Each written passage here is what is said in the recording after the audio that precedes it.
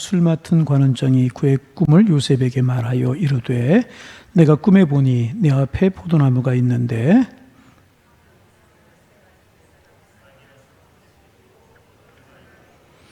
내 손에 바로의 잔이 있기로 내가 포도를 따서 그 즙을 바로의 잔에 짜서 그 잔을 바로의 손에 드렸노라.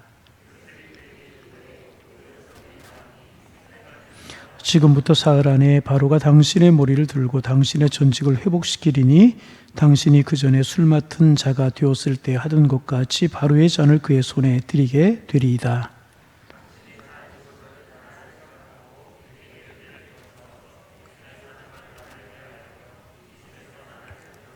나는 히브리 땅에서 끌려온 자요 여기서도 옥의 가치를 잃은 행하지 아니하였나이다.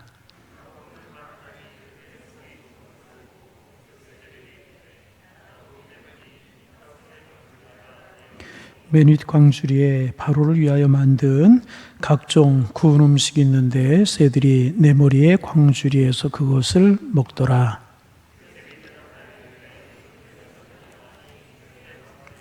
지금부터 사흘 안에 바로가 당신의 머리를 들고 당신을 나무에 달리니 새들이 당신의 고기를 뜯어먹으리이다 하더니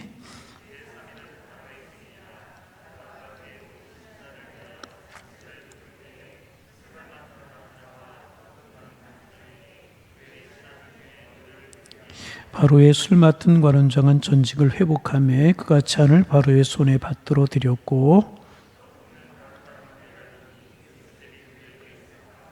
함께 보십니다. 술 맡은 관원장이 요셉을 기억하지 못하고 그를 잊었더라. 아멘. 요즘 저의 최대의 관심은 새벽 예배 영상을 몇 분이나 들어가서 보시는가 하는 게 최대의 관심입니다. 오늘은 몇 명 보았는지 아직 제가 확인을 못했어요. 그런데 요즘 계속 2, 3일 500명이 넘어가는 것 같아요. 거의 600명 가까이 가는 것 같아서 새벽 예배 참석한 인원, 실시간 본 인원하고 영상 들어간 인원 되면 거의 600명 가까이 가는 것 같아서 감사하다 그런 생각이 이제 들어요. 여러분, 우리가 신앙의 누수 현상이 생기면 안 돼요. 평소에는 제가 이렇게 하지 않았잖아요. 요즘 그렇게 하는 이유는 이럴 때일수록 말씀 가까이 하고 하나님 가까이 하고 기도하고 그래야 되기 때문에 이제 그렇게 제가 하는 거예요. 오늘도 제가 문자를 받았어요. 목사님 감사합니다. 우리 남편 새벽 예배라는 건 몰랐었는데 이번에 영상 새벽 예배 하면서부터 깨우지 않아도 새벽에 일어나서 새벽 예배를 드립니다. 말씀이 은혜가 된다고 그럽니다. 얼마나 제가 기분이 좋은지. 할렐루야. 얼마나 기분이 좋은지. 참 그런 게 영적인 진보고 믿음의 진보가 아니겠습니까? 여러분 늘 말씀 가까이 하고 열심히 품으셔서 하나님의 사랑 가운데 구하는 여러분 모두 다 되시기를 주님의 이름으로 축복합니다. 오늘 이제 집에서 영상을 보는 분들도 계실 거고 교회 소수에는 작은 이론이 나왔는데 요셉에 관해서 우리가 짧게 묵상하고 우리 기도하는 시간 갖고 오늘도 좀 빨리 끝내려고 이제 합니다. 우리가 아는 것처럼 요셉이 애굽의 노예로 팔려갔습니다. 보디발의 집에 팔려가서 얼마나 서러움을 당하고 얼마나 힘든 세월을 지냈겠습니까? 그렇게 힘들고 모진 세월을 지내다가 살만해졌습니다. 가정 총무가 이제 된 것입니다. 주인이 요셉을 신뢰하고 주인 보디발이 요셉에게 모든 것을 맡기는 것입니다. 그리고 주인이 요셉에게 맡기기만 하면 잘 되는 거예요. 창고를 맡기면 재산이 늘어나게 되는 것이고 창고를 맡기면 재산이 늘어나게 되고 또 종들을 통솔하는 일을 맡기면 종들이 건강하고 부지런하게 이제 되는 것입니다. 맡길 일마다 잘 되는 것입니다. 그런데 여러분, 성경은 아주 중요한 사실을 여기에서 말하고 있습니다.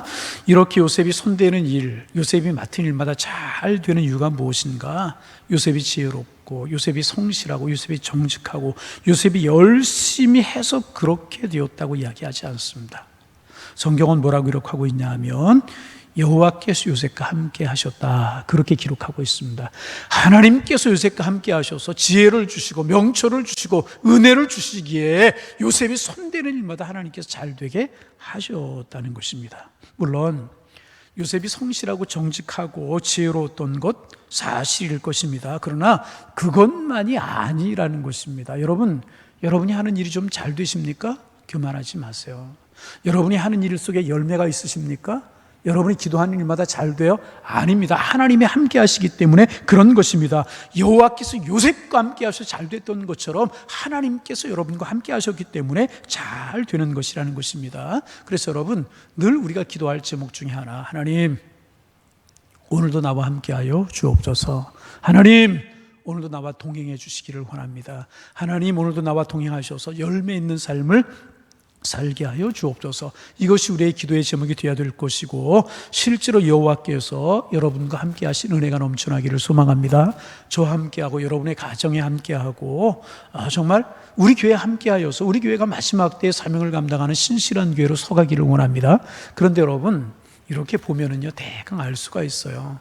뭐 100% 다 알 수 있는 것은 아니지만은 가만히 보면 보디발이 요셉에게 모든 것을 맡긴 이유가 있지 않았겠습니까? 괜히 맡겼겠어요? 요셉이 남다르게 무엇인가 다른 것이 요셉에게 있기 때문에 맡기지 않았냐 그 말이에요. 여러분, 기도하고 하나님 앞에 정직하고 믿음으로 살아가는 사람은요, 사람 보기에도 무엇인가 다른 게 있어요.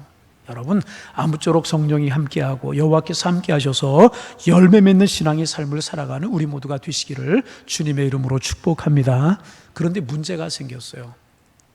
요셉에게 시험이 왔어요. 그래서 여러분, 잘 나갈 때 항상 조심해야 되는 거예요. 항상 제가 이 말씀을 드리잖아요. 교회도 개척할 때는 문제가 별로 없다고 그래요. 교회가 부흥하기 시작하면 그때부터 시험거리가 찾아오게 되고, 교회 직분자를 세우기 시작하면 그때부터 교회가 정체되고, 교회가 잘 되기 시작하면 그때부터 시험거리가 찾아오게 된다는 것입니다. 요셉에게 어떤 시험거리가 찾아왔나? 치명적인 시험거리가 찾아왔어요. 보디발의 아내, 요셉을 사랑하고 요셉을 아끼고 요셉에게 모든 것을 맡기는 보디발의 아내가 요셉에게 눈짓을 하는 겁니다. 여러분, 눈치란다는 이야기가 뭔지 알죠? 눈치만 한 것이 아니라 아주 노골적으로 요셉에게 죄를 짓자고 그래요. 그래서 요셉이 하는 이야기가 얼마나 아름다운 거 들어보세요. 내가 어찌 하나님 앞에서 득죄하리까? 내 주인에게 득죄할 수 있겠습니까? 내가 사람 앞에 죄를 지을 수 있겠습니까? 요셉 이렇게 이야기하지 아니하고 내가 어찌 하나님 앞에 범죄할 수 있겠습니까? 이게 뭐예요? 요셉의 머릿속에는, 요셉의 생각 속에는 항상 하나님이 나와 함께 계시다, 나는 주님 앞에 있다, 이런 생각을 요셉이 가지고 있었다는 것입니다. 여러분, 참 이 생각이 중요합니다. 여러분, 내가 하나님 안 보인다고 하나님이 함께 하시지 않는 것 아니고요, 내가 하나님 경험하지 못한다고 하나님이 나와 동행하시지 않는 것 아니라는 것입니다. 어제도 하나님 우리 함께 하셨고, 오늘도 주님 우리 함께 하시고, 내일도 하나님 우리 함께 하실 줄로 믿습니다. 하나님 우리와 늘 함께 하신다는 사실, 우리가, 여러분, 하나님 나와 함께 하신다는 사실을 믿으면 내가 어찌 함부로 말할 수 있겠습니까? 하나님 함께 하신다는 사실을 내가 알면 내가 어떻게 그렇게 행할 수가 있겠습니까? 요셉이 그랬다는 거예요. 하나님 보고 계시고 하나님 노예로 팔려온 나를 사랑하셔서 가정 총리가 되게 하시고 주인에게 이렇게 사랑을 받게 하신 것 모두가 하나님이 하신 것인데 내가 그 하나님 앞에 어떻게 득죄할 수 있겠습니까? 여러분, 사람이 성실하다라고 하는 것도, 정직하다라고 하는 것도 그 사람의 인격이기도 하지만 그 사람의 신앙입니다. 하나님이 보고 계신다라고 생각하면 어떻게 성실하지 않을 수가 있겠어요? 하나님이 보고 계신다 생각하시면 어떻게 정직하지 않을 수가 있느냐 말이죠. 그래서 저는요, 우리 교회 이제 개척하고 나서 우리 경기노회라고 하는 교회 가입하게 되는데, 그때 이제 노회 가입하는 절차를 밟는데 정치부장 목사님이, 노회 어른 되는 목사님이 그런 저에게 그걸 물어요. 이제 면접을 하면 그렇게 물어요. 목회의 좌우명이 뭐냐, 삶의 좌우명이 뭐냐, 그렇게 물어요. 좌우명을 생각해 본 적이 없는데 제가 평소에 하나님의 영광을 위하여 그 삶의 목표로 삼았거든요. 근데 제 입에서 선뜻 무슨 이야기가 나가냐 하면 하나님과 사람 앞에 정직과 성실입니다. 그렇게 이야기했고, 그때나 지금이나 하나님과 사람 앞에 정직하고 성실하게 살려고 애를 쓰고 살아오고 있어요. 여러분, 하나님이 보고 계신다고 생각하고 어떻게 게으를 수 있고, 어떻게 그렇게 말할 수 있고, 어떻게 그렇게 행동할 수 있겠냐 말이죠. 그래서 하나님이 지금 나와 함께 하신다, 굉장히 중요한 것입니다. 요셉이 그랬다는 거예요. 하나님이 지금 나와 함께 계시는데 당신이 나를 유혹하고 당신이 나를 잘해주고 당신에게 내가 은혜를 입었지만 죄 짓는 일은 하나님 앞에 지는 것인데 내가 하나님 앞에서 어떻게 범죄할 수 있겠습니까? 하나님 앞에서. 결국 그것 때문에 요셉은 모든 죄를 뒤집어 쓰고 요셉은 감옥에 떨어지게 이제 됩니다. 이 감옥은 보디발의 집에 있었던 감옥이었습니다. 성서학자들에 의하면 이 감옥은 지하 토구를 파고 만들어 놓은 감옥이었을 것이라고.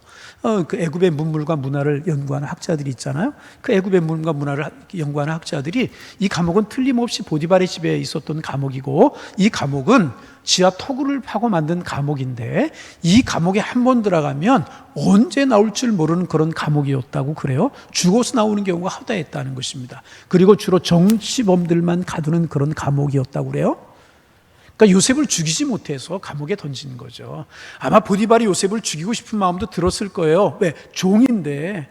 보디발이 지금의 여러분 그 경호실장하고 비서실장을 겸한 그런 직위인데, 그런 높은 관직에 있는 사람이 이 요셉의 목숨 하나 앗아가는 것 일도 아니었을 것입니다. 그런데 그동안 요셉의 성실하고 정직하고 일한 것을 보고 자기 아내를 보면 틀림없이 요셉에게 죄가 없다는 사실을 알았던 것 같아요. 그래서 아마 목숨만은 살려주려고 감옥에 들여보냈던 것 같아요. 기약 없이 언제 나올 줄 모르는, 죽어서만 나올 수 있는 감옥에 요셉을 던져버리게 된 것이었다는 거죠. 그것도 자비. 여러분 생각해 보세요.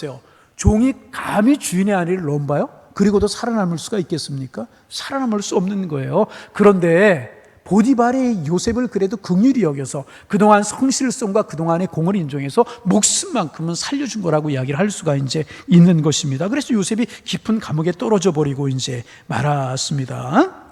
그런데 그 감옥에서도요, 하나님께서 요셉과 함께 하셨어요. 그래서 요셉이요, 감옥을 지키는, 감옥을 책임진 간수장에게 사랑을 받게 하신 겁니다. 그 감옥에 있는 모든 것을 그 간수장이 요셉에게 맡기게 되는 거예요. 그래서 여러분, 하나님의 사람들은 적어도 이래야 돼요.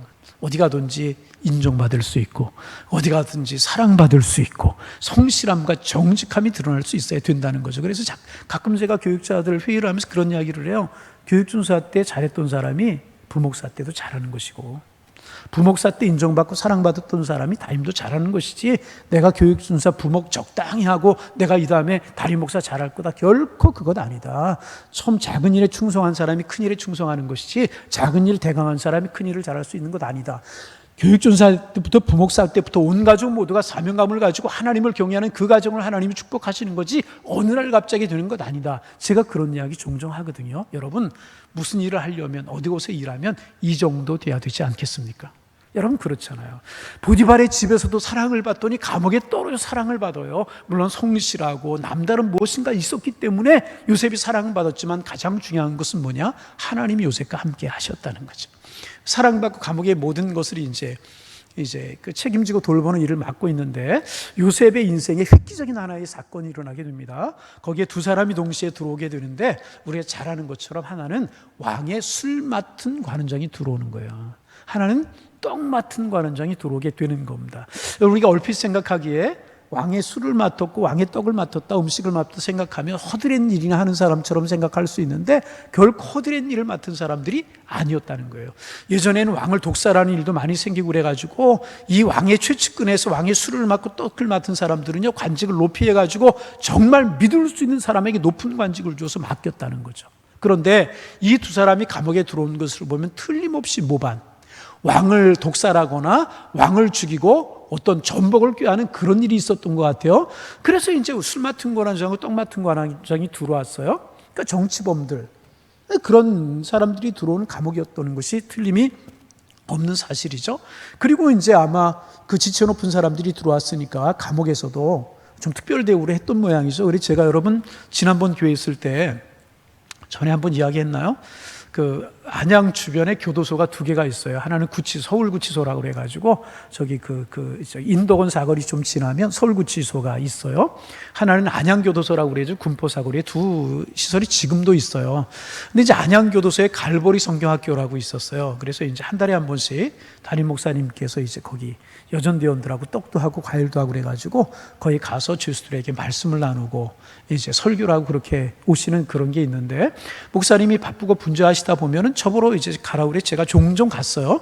가서 그 죄수들하고 이제 그 말씀 나누고 한 200여 명 이렇게 모여서 같이 설교하고, 여전대원들 갈 때도 어르신들만 데려가지 젊은 분들은 절대로 안 데려가요. 왠지 아시죠? 그거 이야기하면 또 길어지니까 안다고 그래요. 몰라도. 예. 아시겠죠? 그래가지고 이제 간식도 나누고 그러는데요. 저 처음에 가서 깜짝 놀랐어요. 한 분이 대표 기도를 하는데, 나는 목사님, 큰 목사님인 줄 알았어. 기도를 얼마나 잘하는지 모르겠어요. 기도를 얼마나 잘하는지 저는 부목사 때 처음 가서 깜짝 놀랐어요. 말씀을 전하는데 말씀을 얼마나 잘 듣는지. 그래서 목사님 못 가실 때마다 제가 자주 갔었어요. 한 번은 이제 갔더니 가면은 그 모이는 방이 꼭 있어요. 거기에 한 200명 모이면 꽉 차게 되는, 많이 모일 때 200명 모이고 적게 모이면 한 60명, 70명도 모이고 이제 사정이 있고 그러면 평균 한 100명 이상은 모였던 것 같아요. 한 번은 갔더니 거기 이제 안내하는 주민등록증 내고 그러면 이제 쭉 안내를 해요. 안내를 하는 교도관이라고 그러죠. 교도관이 목사님, 오늘은 가셨던 방이 아니고 다른 곳으로 가야 되겠습니다. 그리고 강당으로 안내를 하는 거예요. 나중에 무슨 일인가 싶었더니 여러분이 잘 아시는 전두환 전 대통령이, 전두환 씨가 거기 들어온 거예요. 근데 보통 주술은 작은 방에 몇 명씩 있잖아요. 전직 대통령이라고 100명 모이는 방을 혼자 쓰더라고. 좀 놀래는 신용이라도 해보세요. 다 같이 시작. 특별 대우해서 하지 않았겠어요? 그래도 이게 이제 재판 중에 있었던 것 같고 그러니까 정치범으로 들어왔으니까 아마 좀 그런 대우를 했던 것 같아요. 그래서 아마 요셉이 그들의 시중을 들었던 것 같겠고, 그러다가 이제 갖고 오지 않았겠습니까? 그러다가 이제 어느 날 이 두 관원장들이 자기 꿈꾼 이야기를 하는 거예요. 먼저 술 맡은 관원장이 이야기를 하는데 포도나무가 있고, 포도나무에 3가지가 뻗었는데 3가지에서 각각 포도 열매가 맺혔고 내가 포도 열매 즙을 내어가지고 왕에게 드렸다. 이런 꿈을 꿨는데 무슨 꿈인지 뜻을 모르겠다. 술 맡은 관원장이 먼저 이런 이야기를 했어요. 그러자 요셉이 해석을 하죠. 3가지는 3일을 이야기하는 것입니다. 그리고 3일 만에 당신은 복권이 되어서 전에 하던 대로 왕에게 술잔을 대접해 드릴 것입니다. 이런 해석을 하잖아요. 그 다음에 떡 맡은 관원장이 또 꿈 해석을 해요. 내 머리에 광주리가 있는데, 그죠? 거기에 몇 개의 광주리가 있었고, 그들이 새들이 와서 맨 위에 있는 광주리에 떡을 쪼아 먹습니다.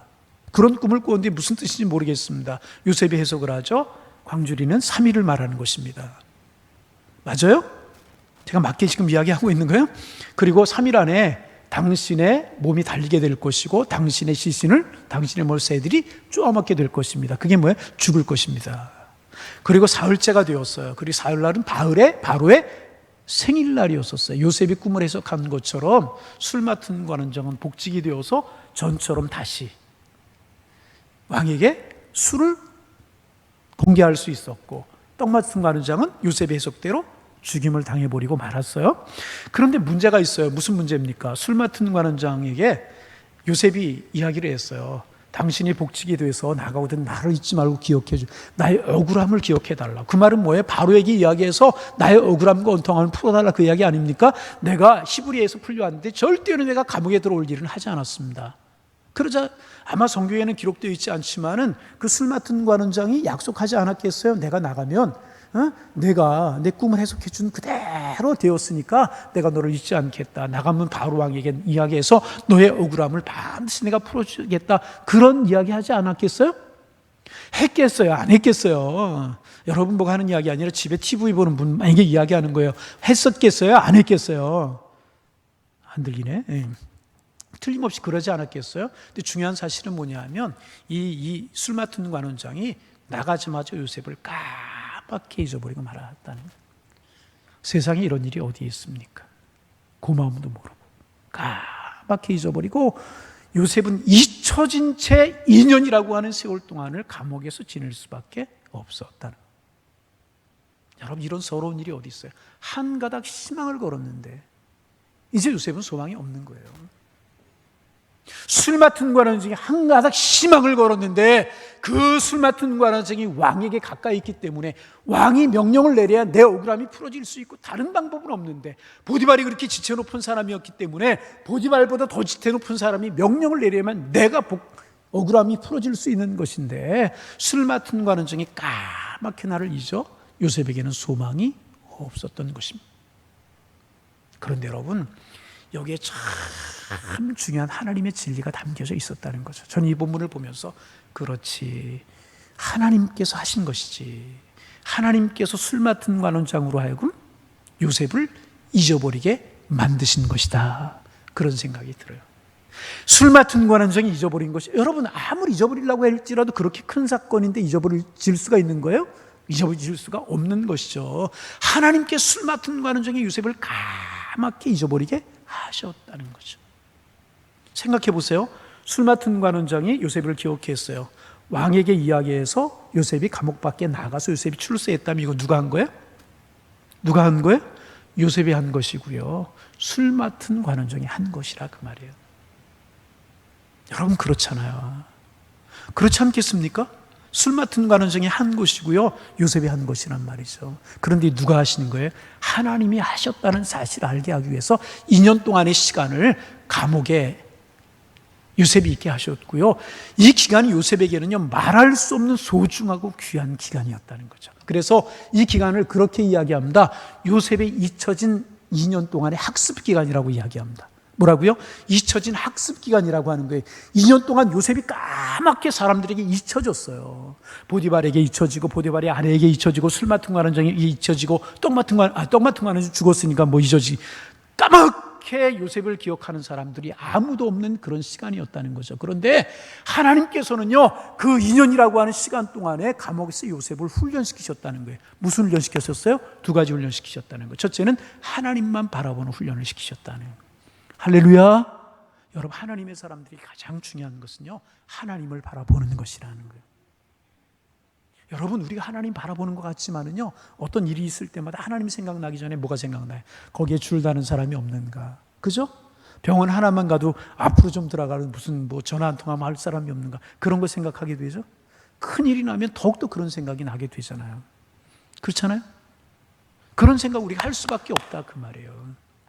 그런데 2년 동안 술 맡은 관원장이 잊혀지게 하므로 요셉도 술 맡은 관원장을 포기하고 있고 하나님만 바라볼 수 있도록 하나님께서 요셉을 훈련시키신 기간이라. 지금 하나님께서는 요셉을 애굽의 총리로 세우셔서 애굽을 구원하시고 형제들을 다 구원할 수 있는 원대한 꿈을 갖고 계시는데, 요셉이 하나님만을 바라봐야지 사람 바라봐서는 안 된다는 그런 사실을 하나님께서는 지금 훈련시키고 계시는 것이라. 그렇잖아요? 그런데 여러분, 그것 못지않게 중요한 사실이 또 하나가 있었어요. 그 감옥 안에 누가 들어오는 감옥이었다고요? 누가 들어오는 감옥이었다고요? 주로 애굽의 정치범들이나 큰 죄를 진 사람들이 들어온 기간이었습니다. 그러니까 거기서 만나는 사람들이 다 누구였겠어요? 애굽에서 하나의 분야에서 내놓으라 할 만한 사람들을 한다는 사람들을 요셉이 거기에서 만나게 되었다는 거죠. 정치가들, 그렇죠?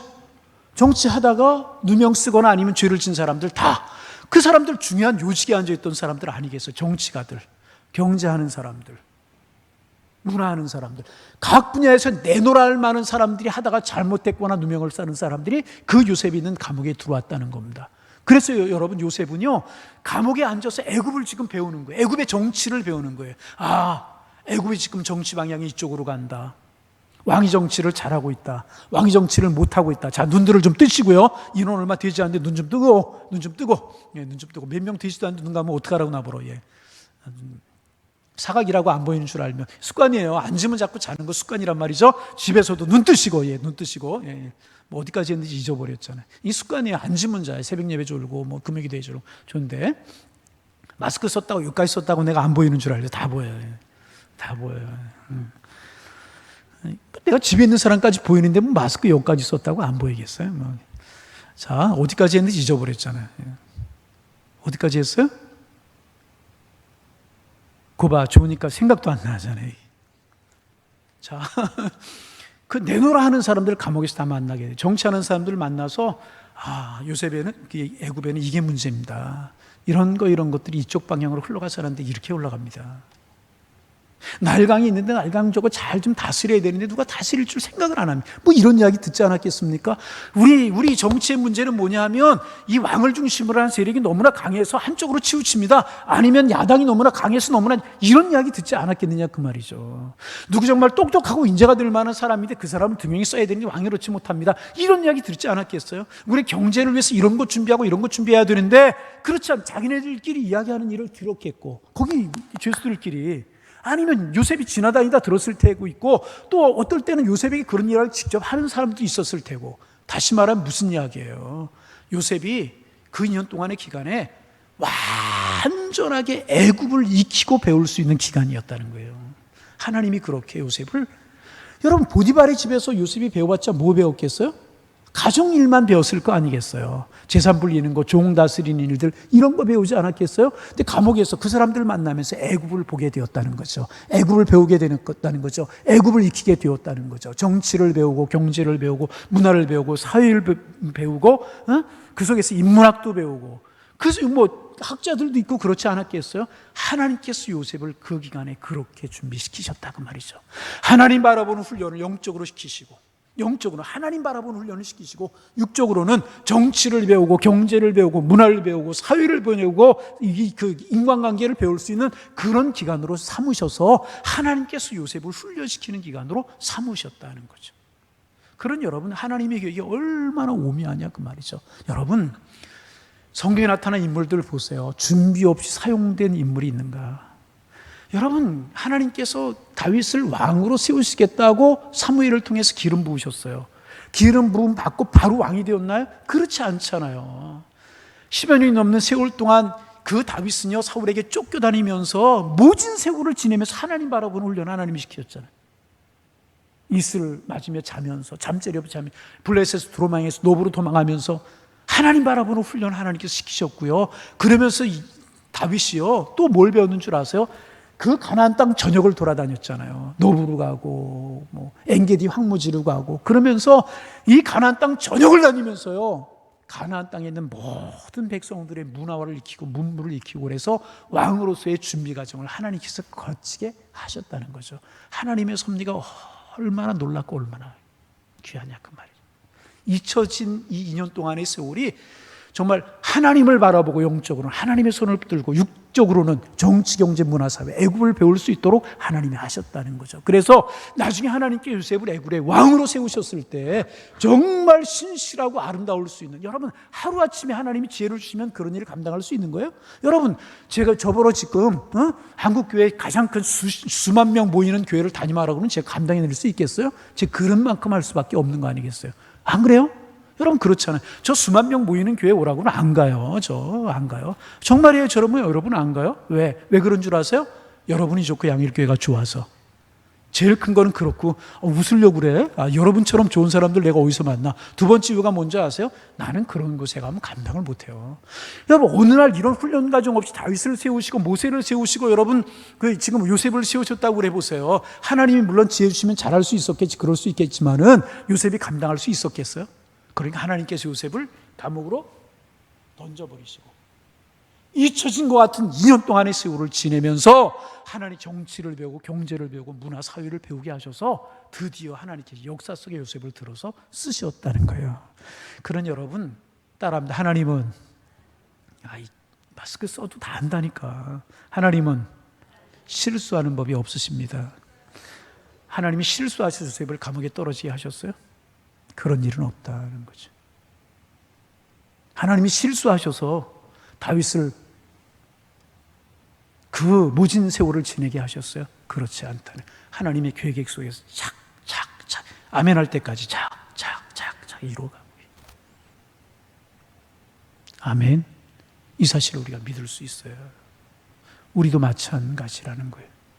우연인 것 같지만, 자연스러운 현상 같지만 하나님의 손길이 그 속에 담겨져 있음을 기억하셔야 될 것이라. 할렐루야, 할렐루야. 하나님은요 1.1핵이라도 어긋남이 없으신 분이고 실수하시는 법이 없으신 분이시라는 거예요. 요셉의 생애만 그래요? 애굽만 그래요? 가나안만 그래요? 우리에게도 마찬가지라는 거예요. 여러분이 그런 일을 당하고 있어요? 틀림없이 그 속에 하나님의 섭리가 담겨 있음을 믿으시기를 바랍니다. 코로나 이야기 안 할 수밖에 없잖아요. 많은 생각을 하기, 지난주에도 제가 그런 말씀 드렸잖아요. 사회적으로 과학적으로 여러 가지로 분석을 하는 사람들 많이 있잖아요. 탐욕 때문이다.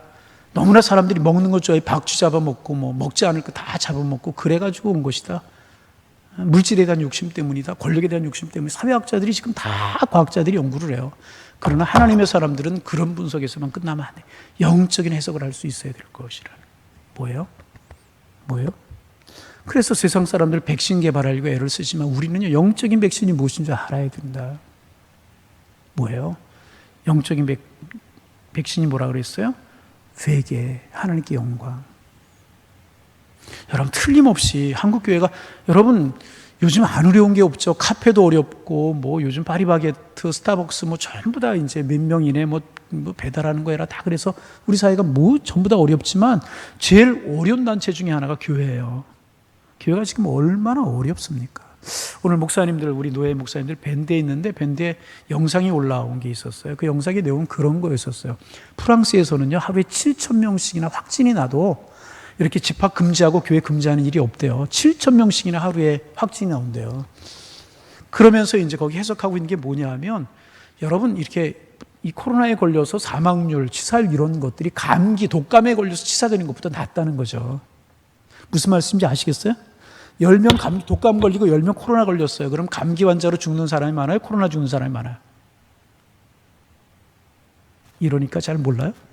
자, 독감이 100명 걸렸어요. 코로나 100명 걸렸어요.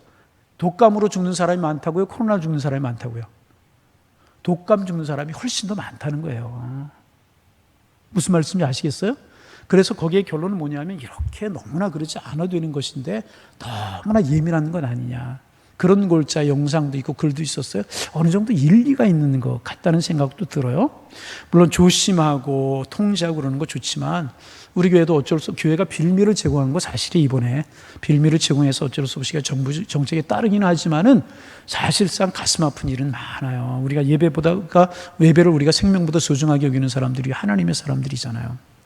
그런데 예배가 지난 주일날 또 우리 그러면서 참 마음이 아픈 것이 사실이잖아요. 그런데 이럴 때 우리는 영적으로 우리 자신을 볼 수 있고 이런 세태를 볼 수 있어야 될 것이라는 거죠. 마치 요셉의 그 2년 동안의 기간이 그런 학습 기간이 되었던 것처럼, 다윗의 10여 년의 세월이 그렇게 공부할 수 있는 기간이었던 것처럼, 하나님의 사람들에게 이런 일을 통해서 무엇을 깨닫게 하시려고 하시나 우리는 알아야 될 것이라. 틀림없이 하나님의 섭리가 들어있는 줄로 믿습니다. 그 중에 하나가 뭐냐 하면, 한국교회가 더 겸손해져야 될 것 아닌가. 뭐라고요? 겸손해요. 세계 역사 유래를 찾아볼 수 없을 정도로 한국교회가 그동안 성장했잖아요. 자랑거리가 많았잖아요. 세계에서 각 교단마다 제일 큰 교회들을 이야기하라면 한국교회에 있었고, 한때는요 50대 세계에서 가장 큰 교회들을 이야기하면 23개의 교회가 한국교회에 있을 만큼 그렇게 한국교회가 성장을 했어요. 그런데 여러분, 우리가 그래서 그동안 교만하지 않았냐 말이죠. 교만하다 보니까 열정이 사라져버리고 말았어요. 한국교회 열정 다 식어져 버리고 말았잖아요. 얼마나 열정이 식어졌어요. 여러분, 그렇죠. 저는 학교 다닐 때도 얼마나 열심히 기도했고요. 같이 있었던 성도님들 얼마나 열심히 기도했는지 모르겠어요. 전 중고등부 청년회 지내면서 정말 열심히 기도했던 그런 기억뿐이 안 나요. 정말 열심히 기도했던 그런. 한국교회가 제가 다니던 교회만 그랬습니까? 얼마나 열심히 삼각산에 올라가면 밤새워 기도하는 사람, 수많은 사람, 낭떠러지 않은 나무뿌리 빻고 기도하는 사람들 천지였었어요. 기도를 가면 사람들이 꽉꽉 메워지고 그랬잖아요. 교만해서 기도할 식어져 버리고, 열심히 식어져 버리고. 늘 이야기. 제가 우리 교회 개척할 때만 해도 그때만 많이 모일 때가 아니었지만은 90년대 초까지 부흥하다 90년대 후반부터 우리 한국교회가 조금씩 기울기 시작했는데, 제가 여기 개척하면서 금요일이 끝내고 광흥기도원 들어가서 몇 번 제가 이야기하잖아요. 그때만 해도요 광흥기도원에 앉을 자리가 별로 없었어요. 수년 전에 제가 금요기도에 몇 번 인도하러 광흥기도원에 가서 설교했어요. 한 50명 앉아 있어요. 그래서 제가 원장 목사님한테 이야기했어요. 몇 번 이야기하죠. 목사님, 나 같은 사람 좀 부르지 말고 유명한 사람 좀 불러 사람들 오게 하십시오. 그랬더니 원장 목사님 한 말씀이, 목사님 오늘은 그래도 많이 모인 겁니다. 아멘도 안 하네. 내가 가서 많이 모였다니까 아멘은 좀. 마음 아픈 일이. 교만해졌어요. 열심히 식어져 버리고 말았어요. 물론 금요기도에 나오시고 집에서 영상 보시는 분들은, 열심히 있는 분들이 참 마음이 아파요. 피리를 불어도 춤을 추지 않는 세대인 것 같아요. 열심히 하자 안 따라오는 세대인 것 같고, 교육자들부터 열심히 사라져버렸고, 그런 세대가 우리 세대 아닌가. 이런 세대에 깨달으라고, 한국교회 성도들이여 좀 겸손하고 깨어일어나 기도해라. 내가 너희들의 주인이고 내가 부흥케 부흥되고 내가 너희와 함께해야 너희가 선한 뜻을 이룰 수 있다는 사실 깨달아라. 한국교회 어렵게 하시는 거 아닌가? 그런 마음이 든다. 그런 마음이. 여러분, 오늘 TV 앞에서, 핸드폰 앞에서 예배드린 여러분, 교회 나오신 여러분, 우리만이라도 겸손해지기를 소망합니다. 우리만이라도 열심을 품기를 원합니다. 그래야 돼요. 교육자는 교육자다 와야 되고, 교육자가 영혼 사랑하고 교회 사랑하는 마음이 식어지고 세상 풍조에 따라가서 두렵고 무섭다고 내떨어지고 힘들다고 내떨어지고, 그럼 무슨 그게 교회가 되고 교육자가 되겠냐. 아버지 분자들이, 성도들이 세파 따라 흘러가고 그런다면 무슨 여러분 그게 하나님의 사람들이고 신앙의 사람들이겠습니까? 세대가 없을지라도 하나님의 사람들은 하나님의 정도를 지켜나가는 것. 하나님께서 그런 백신 좀 우리 맞으라고, 그런 것 좀 깨달으라고, 회개하면서 통회하면서 하나님께 돌이키라고, 이런 일들 우리에게 있게 하는 가장 어려운 것이 여러분 교회예요. 그래서 여러분, 얼마 전에 제가 말씀드렸어요. 목사님들 모여서 그런 이야기예요. 우리 교단의 교회가 9,000교회예요. 대한민국 장로의 통합지교회가 9,000교회. 몇 교회? 9,000교회인데 2,000교회 정도가 없어지지 않겠냐, 그런 이야기를 해요. 얼마나 가슴 아픈 이야기예요. 얼마나 가슴 아픈. 교회가 인원이 줄고 있는데 거다가 교회까지 2,000교회가 없어요. 그럴 리는 없이, 나는 없었으면 좋겠어, 없으리라고 생각하지만 그렇게 예상하는 교회도 많고요. 코로나로 인하여서 여러분, 이번에 다시 이렇게 팬데믹, 다시 2차 유행이 오면서 더 적어졌지만 고전에 모이던 숫자이지 않습니까? 그 숫자가 한국교회 숫자가 되지 않겠느냐, 그렇게 전망하는 분들도 많고 마음 아프게 이야기하는 분들이 참 많아요. 그러나 저는 그렇지 않다고 생각하고, 이럴 때 우리가 깨닫고 회개와 겸손의 백신을 맞고 한국교회에 일어나면 하나님께서 이 교회를 세우실 줄로 믿습니다. 한국교회 세우실 줄로 믿습니다. 요셉에게 감옥에 얼마나 어려운 기간이었겠어요. 다윗이 여러분 그 광야를 떠돌며 지내던 기간이 얼마나 어려운 기간이었고, 모세가 40년 동안 광야에 살던 기간이 얼마나 어려웠냐 말이죠. 그러나 그 기간이 헛된 기간이 아니고 학습 기간을 하나님이 삼으셨던 것처럼, 하나님의 사람들이 이렇게 힘들고 어려울 때를 학습 기간으로 여기고 하나님 우리에게 깨닫게 하시는 기간이 있다는 사실로 우리가 기억하고 엎드려 기도하고 엎드려 회개하고 엎드려 하나님 앞에 나아가면 하나님께서 이기고 더 크게 축복하실 줄로 믿습니다. 개인적으로도 마찬가지예요. 개인적으로도 자연성으로만 치우쳐버리지 말고, 여러분, 하나님께 가까이함이 복이란 말이죠. 하나님께 가까이함이 복이란 말이죠. 하나님의 사람들이 세상 일들과 하나님의 교회 일이 있을 때, 세상 일을 따라가고 하나님의 길을 놓을 때, 여러분 결과는 뻔한 것 아니겠느냐, 그 말이에요. 여러분 아니겠습니까? 이럴 때일수록에 느헤미야가 하나님 앞에 기도했던 것처럼, 모세가 생명을 걸고 하나님 앞에 기도했던 것처럼 우리 하나님 앞에 기도하고 자성의 기회로 삼으면 하나님의 임적을 축복하시고 한국교회를 축복하실 줄로 믿습니다. 그래서 헛된 기간이 아니라, 이 기간이 허물어져가는 기간이 아니라, 요셉이 2년 동안의 기간이 있었기에, 모세가 40년 동안의 기간이 있었기에, 엘리야가 그리시네가에서 훈련받는 기간이 있었기에, 다윗이 못된 세월을 지냈기에 그렇게 성군으로 서고 하나님의 사람들로 설 수 있었던 것처럼, 이런 기간을 우리가 훈련의 기간으로 삼으면 하나님이 반드시 우리를 축복하실 줄로 믿습니다. 오늘 저녁에 영상으로 예배 드리신 여러분, 교회 나오신 여러분, 우리만이라도 깨어 기도하십시다. 우리의 죄악을, 우리 교회의 죄악을, 한국교회의 죄악을 품고 기도하십시다. 우리가 그동안 교만했던 거 내려놓고, 게을렀던 거 내려놓고, 열정을 잃어버렸던 거 내려놓고 하나님 앞에 회개하며 하나님 앞에 돌이킬 때 하나님 반드시 축복하실 줄로 믿습니다. 그래야 될 것이라고.